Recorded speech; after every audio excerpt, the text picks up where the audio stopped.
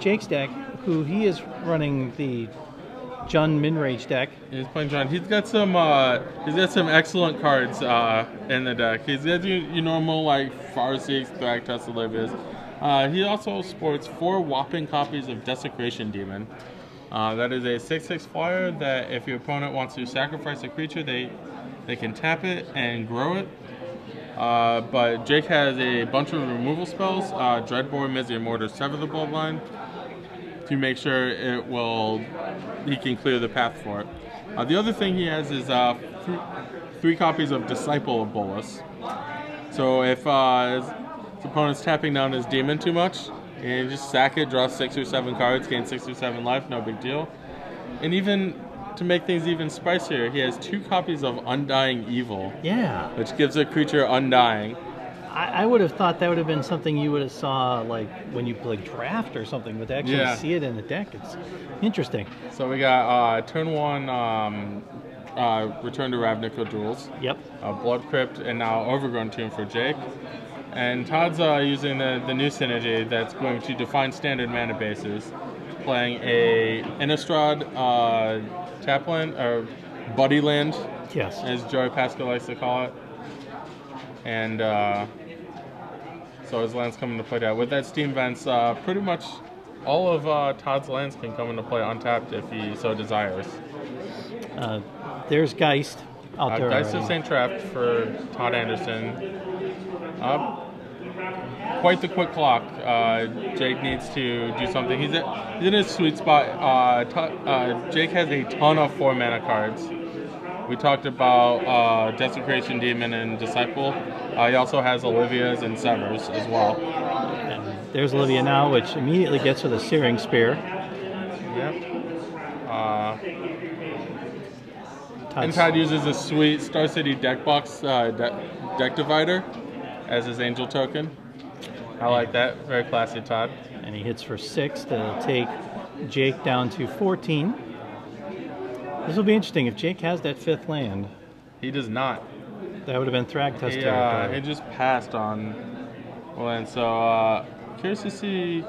There were no instants other than the Undying Evil in Jake's deck, in at least his main deck. So Jake's going to take 6 more from Geist, and he'll be down to 8. Oh, here we go. Thragtusk. Yep. Thragtusk is going to resolve, I believe. There's a Searing Spear, a Snapcaster Mage, a Restoration Angel, and an Island in Todd's deck. So Jake, a much safer 13 life. Well, it gives him the opportunity maybe next turn if he has the Desecration Demon in his hand or something like that. And he'll Searing Spear that one. To get rid of it, get the token out there. So Todd's just on the power through it plan as the players wait for an actual beast token. So Todd draws Moorland Haunt, but not exactly the card that he needs. But I don't think Todd's in any rush to do anything. So here comes the team. Drops Jake down to a very precarious 5 life. Yeah. And Todd still has a Restoration Angel ready to go. But Jake with his 2nd Thragtusk in as many turns, so you see the dominance of Thragtusk already. Well, it's good to see. Todd has also another Geist in his hand, so technically he could send Geist out there if he wanted to next turn, just to get the damage through, because you know he'll block it. He'll block with the Thragtusk on it, trying to get rid of it. Well, he doesn't even need the 2nd copy because I believe Todd drew a Snapcaster Mage, and that will get Searing Spear. So basically, Jake gets to block Geist of St. Traft with his Thragtusk. Mm-hmm. That means he's still taking 9 damage, falling to 1. And Todd can finish him off by Snapcastering and the Searing Spear. Yes. So Todd's up a game. All right, let's take a look at Jake's sideboard here. Sure. He has 3 Deathrite Shaman, 4 Huntmaster of the Felds, 3 Galgori charms, 2 Zealous Contrips, and 3 Underworld connections. Huntmaster maybe to stem off some of the bleeding, to get some life back, to keep him under control. Just Huntmaster is very good against Geist of St. Traff. Yeah. The problem with that is that he's really getting to a critical mass of 4 mana spells. If all your cards cost the same amount, then you don't have effective ways to use all your mana every turn. But Todd never saw. I think Todd just flashed us what he was bringing in on the sideboard. Oh. Well, you guys know what Todd's bringing in, yes. But we'll just have to guess. He has 2 Dissipates, 2 Negates, 3 Supreme Verdict, 3 Dungeon Geist, which is a card I like. His only Planeswalker, 1 Tameo, Moon Sage, 2 Sundering Growth, and 2 Purify the Grave. I think the one thing that, for the way what happened with Jake's hand, is that Todd still doesn't know that he has the Desecration Demon. He doesn't. Right, he does not know that. Yeah, so that's knowledge he doesn't have. Todd would, if I were in Todd's position, I would just assume Jake's on a very normal-looking Jund deck with a very average draw. You still don't know what removal spells Jake may have. Yeah. So you can't really tailor because he didn't play one. That's pretty much the majority of the things you can customize in a Jund deck. Your removal spells. Well, the one thing about it is that we're unfortunately unable to see what Jake has because he holds his cards back. So we could have been able to see what he had and what he kept his first hand.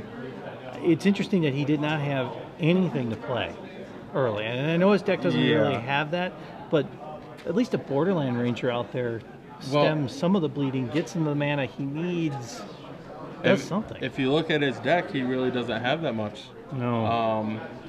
So, I mean, without one of... Jake has 4 Farseeks, which are by far the best card in his deck. Yes. He also has 3 Borderland Rangers, and none of his other cards really cost less than 4. He has some removal spells that do so, but when Todd plays a Geist of St. Traff, Jake's going to have to try and beat it with 4 mana cards, and that's not the easiest thing in the world to do. Could it be that he designed his deck with too many, like you said, at the 4 spot? Yes. Maybe if he'd had a couple of 2s, or I mean, even if he'd have started out with Deathrite Shamans in the sideboard in there, and maybe had the Desecration Demons in the sideboard or something like that, just to give him early tempo. Because right now his early tempo, like you said, is Farseek. Right. That's really it. And it's not necessarily like he's not trying to kill his opponent super quick, but he needs to get on the board. Yeah.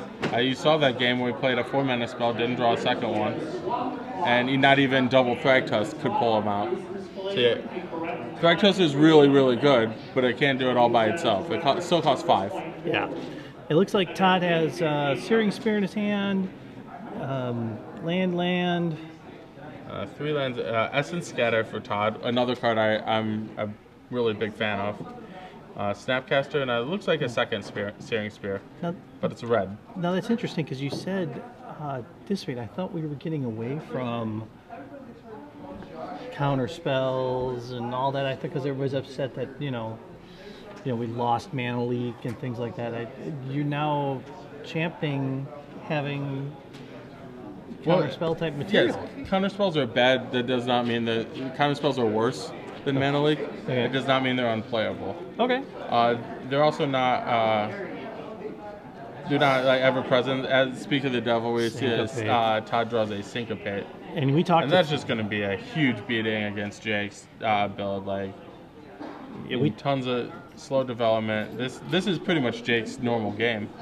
At turn 3, he should have been able to play a Borderland Ranger or something. He only has 7 things to play. I know, but it's an interesting decision. Now Todd has a tough decision to make. Does he go out? Well, he's going to play the Geist. I thought he may hold back for the Syncopate, but obviously he's just going to put out the pressure. This could be the demon. Huntmaster. Excellent answer to Geist of St. Traff. I bet Todd's, for the time being, Todd is not happy that he decided to play Geist, as Jake had one of the better answers. Considering he had both Dissipate and the second in his hand ready to go. That looks like a Sundering Growth. Okay, so he will get rid of the Huntmaster, leaves him with the Wolf. But no 4th land from Todd. So here comes the Borderland Ranger, a little late to the party. But it does get him to 5, which is now Thragtusk. Still a valuable card for Jake. He went red. Could that single? He has Thundermaw in his hand. Probably. The other thing is, I think that's the only land in his deck that he would need. Okay. Like right now, this Farsi could get a colorless land and still do everything. Jake no longer has cards in his deck that he cannot cast. Oh, there you go. Todd, on the other hand, he has plenty of cards that he can't cast with current mana, but I believe that's a Steam Vents that he just drew. He's just deciding how he wants to spend his mana. Does he? Yeah, he's so okay. He'll Definitely take pay 2 life. Yeah, one thing I don't see enough of, and this is one thing I learned the hard way in the original Ravnica. It's okay to take 2 off your shocklands. Not that big of a deal. There's a reason they're the best. Okay, so he is tapping 5. This looks like Thundermaw. Oh no, Thragtusk. I'll go with Thragtusk this time. Todd's likely going to counter it. He's going to use Syncopate. It's probably the last time he's going to have the option to Syncopate something. Jake has 7 lands in play. Yeah. And mid-range deck don't have a ton of. There's a good card, Detention Spear.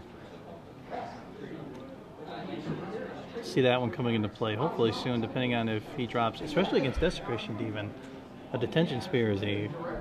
Olivia. That's another excellent answer.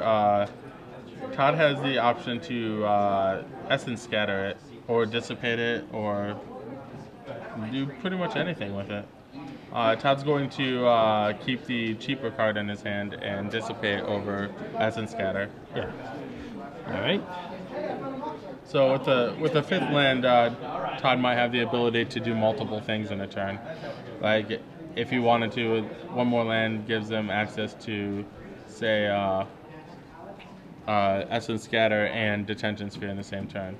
We also see that he has Thundermaw Hellkite in his hand. That'll also give him the ability to play that if he so choose. A little Disciple Bolus. It's going to come into play. Jake's going to sack a Wolf token, gain 2 life, and draw 2 cards. More importantly, draw the cards. Jake needs the cards right now. He was actually out of cards before those 2. One thing Jake did a little bit poorly there is that he played a Blood Crypt untapped and then attacked. So pretty much told Todd that he had something. Yeah. Okay, so he uses Pillar of Flame, gets rid of Borderland Ranger. Another land. Let's see. 4. Or for another Huntmaster, that's going to get. I could not get Essence Scattered fast enough from Todd. So there's land 5, which is critical for him. He now has, like you said before, he has plenty of options of what he can do. Yeah, so option 1 is Thundermaw Hellkite. Yes. Option 2 is Detention Sphere the Disciple and attack, or Snapcaster plus Pillar of Flame likely to get his Geist through. Yeah, because now he can start putting the pressure on him right away. Alright, so Todd withstood Jake's basically almost all of his threats, and then still has a Geist in play, and he's going to start to go after Jake's life total. Alright, that will put him down 6 to 16. We'll be updated in a minute. Oh, he just played a land and pass turn. Another 8. Oh, how quickly this deck just goes off. Oh, shakes the hand. That's the game. And that's it. Jake floods out a little bit in the mid game, and Geist's Hand Trapped takes off huge chunks of Jake's life total very quickly. Yeah, I'd be curious to see what Jake did send in. We know he put in the Huntmasters for sure. Yeah. But I don't know. I would have hoped maybe Zealous Conscript maybe might not have been a bad choice. He saw the Thundermaw, trying to maybe get back